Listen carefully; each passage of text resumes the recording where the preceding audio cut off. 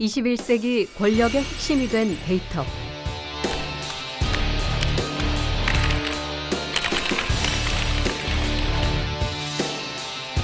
데이터 세상에서 독도의 영유권은 안전할까?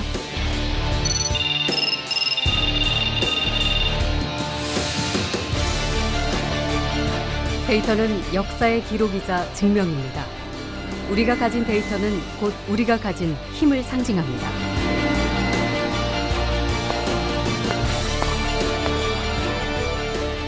지금 우리의 독도 데이터는 충분한 힘을 갖고 있을까? 한국과 일본, 독도 데이터의 주도권을 쥐고 있는 것은 어느 쪽일까?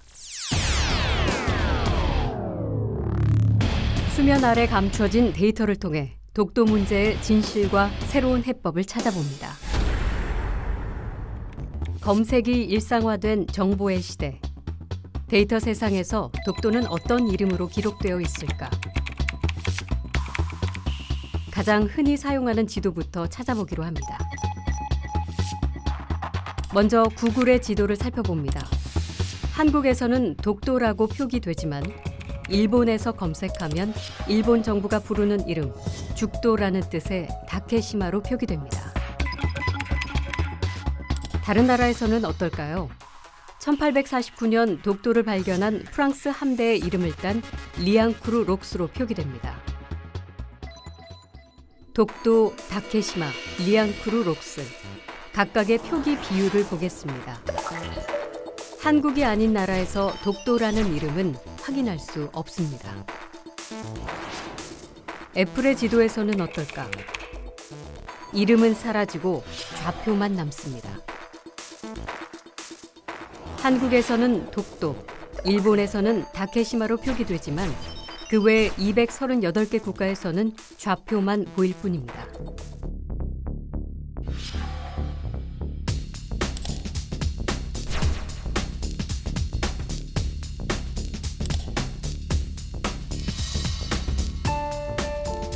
국제 문제를 다루는 한 채널. 2021년 8월 남한과 일본, 독도 다케시마의 주인은 누구인가라는 제목의 영상이 업로드되었습니다. 현재까지 조회수 약 14만 회. 해당 영상에는 9천여 개의 댓글이 달렸습니다. 일본은 부끄러운 줄 알아야 합니다. 2차 세계대전을 되돌아보는 말과 태도로 외교 정책을 인식해야 합니다. 독일처럼요. 독도가 일본 땅이라는 것은 움직일 수 없는 사실입니다.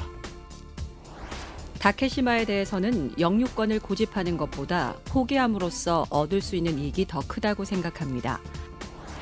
다케시마는 일본 땅입니다.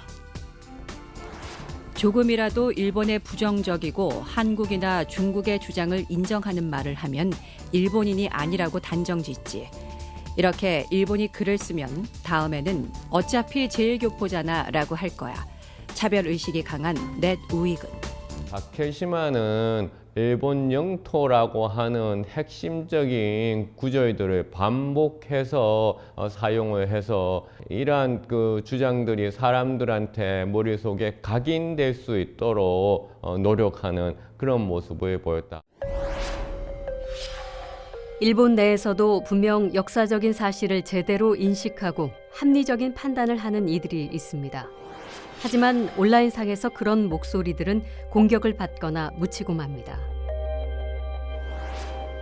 반면 가장 많은 댓글을 달고 다니는 작성자 대부분은 일본어와 영어를 이용해 독도는 일본 땅이라는 주장을 펼치고 있습니다. 댓글 작성자들이 근거로 내세우는 것은 일본 외무성이 만들어 배포한 다케시마 문제에 관한 10개의 포인트. 독도가 오랜 과거부터 일본의 영토였다는 주장을 담고 있습니다.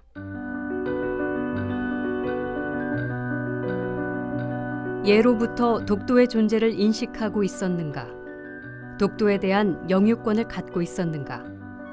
그 답은 지금까지 발견된 한국과 일본의 고지도를 통해 확인할 수 있을 것입니다.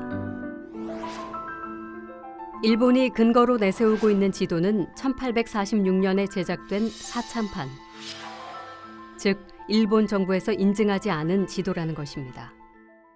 그래서 관음판을 보면 울릉도 독도가 조선의 남동해안과 마찬가지로 채색이 되어 있지 않습니다. 그리고 경의도 선이 그려져 있지 않아서 일본의 영토와는 확연하게 차이를 보입니다. 근데 이 사참판은 울릉도 독도를 일본 오키선과 같은 색으로 채색을 하였습니다. 그리고 경의도 선을 연장시켜서 울릉도 독도 주변까지 그려 놓았습니다. 그래서 마치 울릉도 독도가 일본의 영토인 것처럼 보이게끔 의도적으로 조작하고, 이 조작된 지도를 가지고 일본은 그 10포인트의 첫 번째 근거 자료로 제시하면서 억지 주장을 펼치고 있는 것으로 보여집니다. 1차 조사에서도 울릉도와 독도가 일본의 영토가 아닌 조선의 영토로 표시된 지도가 훨씬 많았습니다. 그런데 데이터를 확인하는 과정에서 이상한 점이 발견됩니다. 독도를 일본의 영역이라고 표시한 18점의 지도에 독도뿐만 아니라 울릉도까지 일본의 영토라고 표시된 것입니다. 조선 정부는 왜구의 침입을 막기 위해 쇄환 정책을 폈지만 많은 수의 조선 어민들은 울릉도에서 조업하고 있었고, 그 과정에서 울릉도를 드나들던 일본 도토리번의 어민들과 충돌이 일어난 것입니다. 안용복은 6개월 동안 일본에 억류된 채 신문을 받고 돌아오게 되는데, 이때 에도 막부가 울릉도와 독도의 존재를 알게 됩니다. 울릉도 쟁계뿐만 아니고 태정관 지령이라든가 그 전에 일본이 이제 울릉도와 독도에 내렸던 그런 결정들을 부정하고, 그러니까 울릉도 독도를 이제 자국의 일본의 영토로 삼기 위한 그런 야욕, 침탈, 도발 행위를 한 것으로 이제 보여지고, 일본이 고유 영토론을 주장할 때 제시하는 지도 중 19세기에 만들어진 상당수는 이러한 오류를 포함하고 있어 증거력을 가질 수 없는 것들입니다. 우리나라 외교부의 독도 홍보 홈페이지와 일본 외무성의 다케시마 홍보 홈페이지, 두 사이트의 영향력을 빅데이터 분석을 통해 비교해 보겠습니다. 한일 양국의 독도 홈페이지를 링크해 재게시하고 있는 사이트들의 연결망을 보여주는 표입니다. 두 사이트가 국제사회에서 가지는 영향력의 차이가 한눈에 보입니다. 일본을 연결하고 있는 사이트는 모두 100개, 한국을 연결하고 있는 사이트는 모두 53개, 2배 가까운 차이가 납니다. 특히 한일 양국의 사이트를 인용하고 있는 다른 사이트의 도메인을 눈여겨볼 필요가 있습니다. 일본의 경우 미국의 교육기관과 미국 정부가 상위권에 있으며 미 국방부와 국제단체의 도메인도 등장합니다. 무엇보다 일본의 공식적인 웹사이트들이 해외의 다른 웹사이트들과 더 많이 연결되어 있었다라는 것을 찾을 수 있었고요.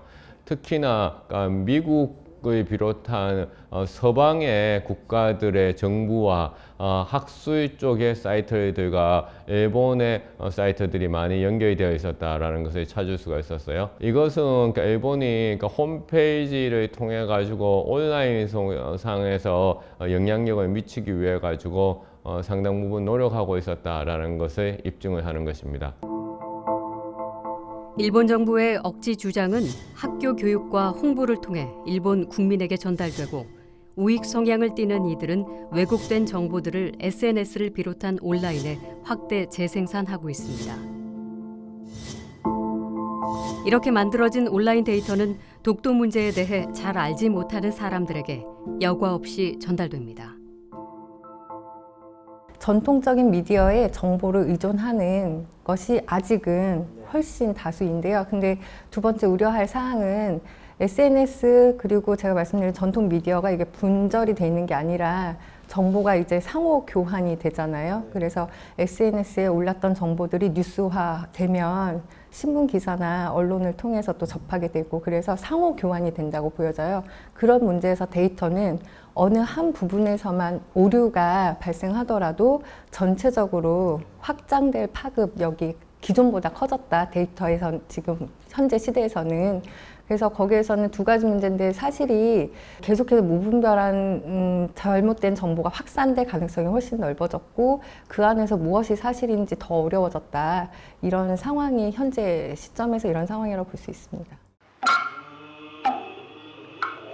일본의 SNS를 살펴본 결과 독도 문제는 마치 일본 사회에서 가장 뜨거운 관심 속에 있는 것 같습니다. 그렇다면 실제 독도 문제는 일본 내에서 어느 정도의 관심을 차지하고 있을까? 우리는 빅데이터 분석을 통해 일본인의 속마음을 알아보기로 했습니다. 문화 이슈와 비교했을 때 K-팝 가수들에 대한 트윗에 비해 독도 문제에 대한 언급은 0.11%에 불과했습니다. 다른 정치 문제와 비교했을 때는 어떨까? 센카쿠 제도와 북방 영토 문제보다도 언급이 낮은 것으로 분석됩니다. 지난 6월 온라인을 뜨겁게 달군 트렌드 부분에서도 독도에 대한 관심은 매우 낮게 나타나고 있습니다. 다른 이슈들과 비교했을 때 독도는 일본인들에게 관심 밖의 일처럼 보입니다.